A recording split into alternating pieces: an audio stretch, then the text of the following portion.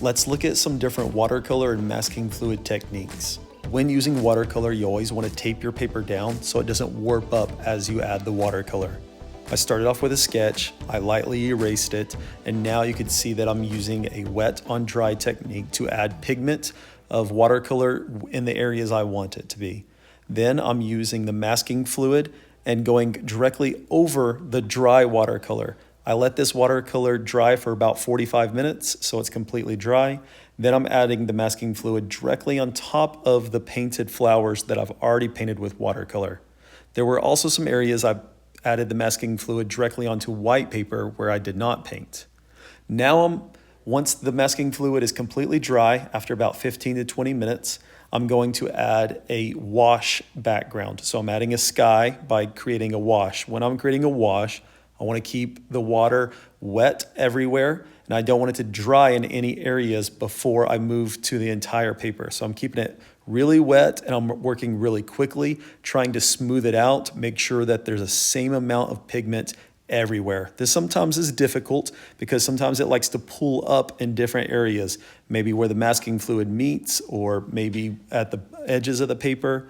You can see here I didn't quite think it was dark enough, so I added more pigment quickly while it was still wet everywhere. I soaked up some of the areas using a dry brush where it pulled up and then tried to smooth it out again. So you want it to have a nice even look for the background. Then I let that dry for about an hour. Sometimes it'll take even up to 3 hours for that wet watercolor to completely dry.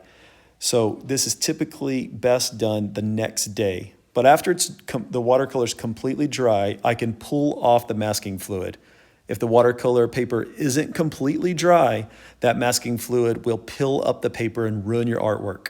So make sure that it feels dry, that it's not cool to the touch, that none of that paper is still wet underneath. Once again, this is best done the next day. After that, you could see that there was still some white paper underneath that I left completely white that I went in and repainted after the masking fluid was taken away. So there's two different ways you can use the masking fluid. You can add it directly to white paper and then paint the flower later, or you can paint first and then add the masking fluid on top.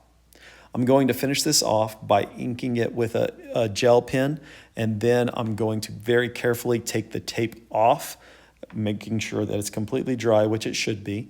And when I take the tape off, I peel the tape back onto itself and away from the artwork so that if any paper does rip, it peels away from the artwork and towards the edge and not into the artwork. All right, good luck, guys. I hope you got some ideas from this and learned a couple different ways that you can use the masking fluid on both white paper and then also on top of an artwork. I'm going to leave you watching this video of a professional who also does this same technique. He also uses masking tape in the big areas of his artwork to cover it up, but then he also uses the masking fluid in all the small areas. And you can see how he uses that to make his finished art piece.